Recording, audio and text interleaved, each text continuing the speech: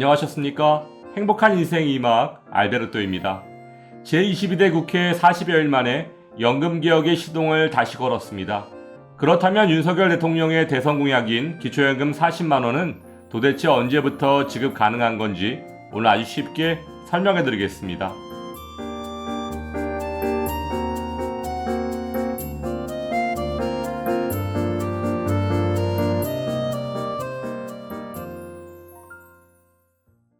지난 16일 정부 여당이 제21대 국회 임기가 시작된 지 40여일 만에 윤석열 정부 국정과제인 연금개혁에 다시 시동을 걸었습니다.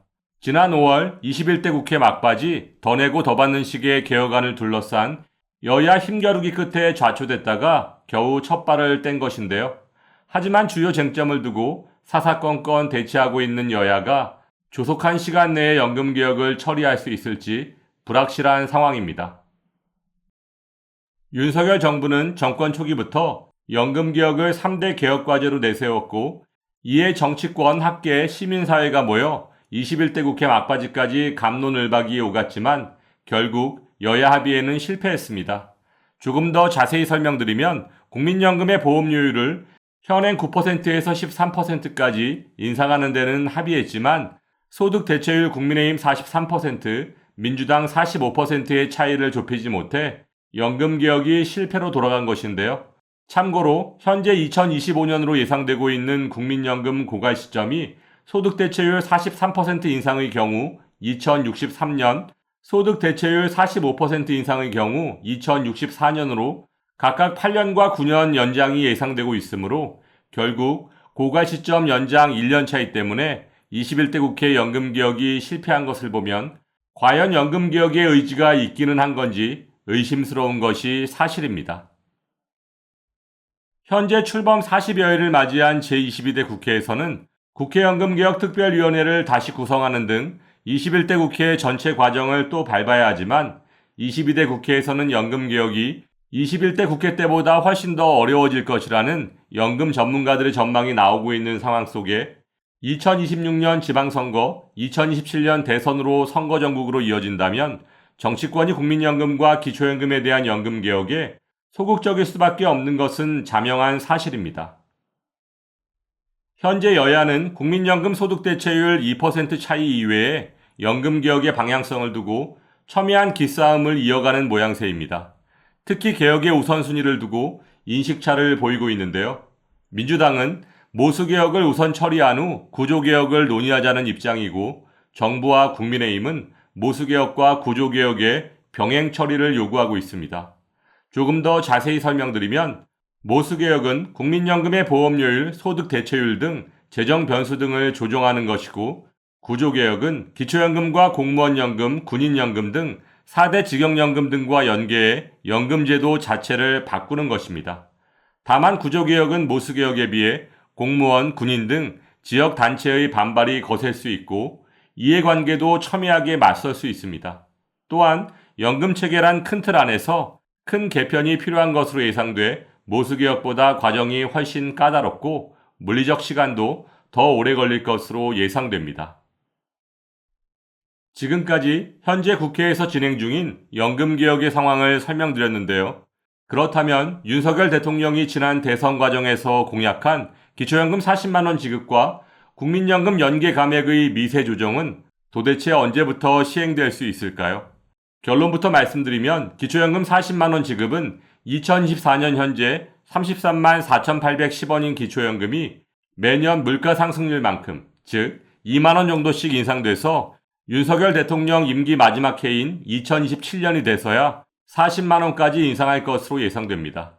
물론 과반 의석을 확보하고 있는 민주당이 기초연금 40만원을 즉시 지급하는 법률 개정안을 발의하면 보건복지부와 국회 본회의까지는 무사히 통과할 수 있겠지만 요즘처럼 협치를 기대할 수 없는 얼어붙은 여야의 대립 속에서 최종 결정권자인 대통령이 보편적 복지에 반대하고 약자에게 두텁게 지원하는 선택적 복지를 강조하고 있으므로 거부권을 행사할 것으로 보여지고 이렇게 대통령이 거부권을 행사하면 법안은 다시 국회 본회의로 돌아가 표결에 붙여지게 됩니다. 이렇게 다시 표결에 붙여지게 되면 이번엔 과반이 아닌 3분의 2가 찬성해야 최종 통과할 수 있는데요. 현재 민주당이 3분의 2 의석을 확보하지 못하고 있으므로 국민의힘 협조 없이는 불가능할 것으로 판단됩니다. 물론 국민의힘은 민주당의 기초연금 인상 법안에 반대하겠죠. 다음, 대선 공약 중 한 가지인 국민연금 연계 감액의 세부 조정 또한 감감무소식입니다. 2024년 현재 국민연금을 50만 2,200원을 초과해서 받으면 기초연금의 50%까지 감액할 수 있는 국민연금 연계 감액으로 인해 매년 약 40만 명의 어르신들이 기초연금을 매달 7만 4천 원 정도씩 감액당하고 있고 앞으로 감액 대상과 금액은 매년 상승하게 될 텐데요. 정부의 재정 부족으로 인해 기초연금 40만 원 지급을 지금 당장 시행하기 어렵다면 국민연금 연계 감액이라도 바로 폐지해야 하지 않을까요?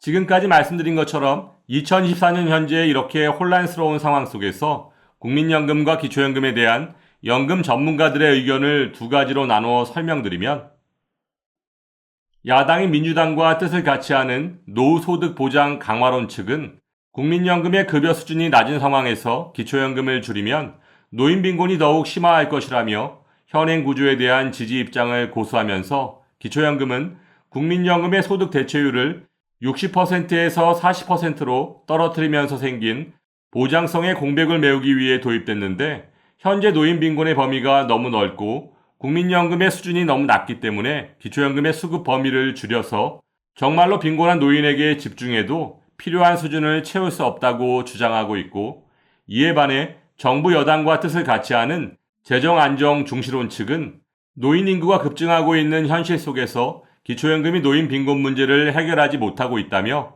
수급 대상 노인을 현실에 맞게 줄이고 정말로 가난한 분들에게 좀 더 많이 지원하는 쪽으로 고쳐야 한다는 입장을 고수하면서 기초연금의 가장 큰 목적은 노인 빈곤 해결이라며 수급 대상을 줄이되 빈곤한 분들에게 조금 더 많이 주는 기초연금 제도를 운용해야 한다고 주장하고 있습니다. 여기에 더해 정부의 입장은 사실상 침묵으로 일관하며 국회의 책임을 미루고 있습니다.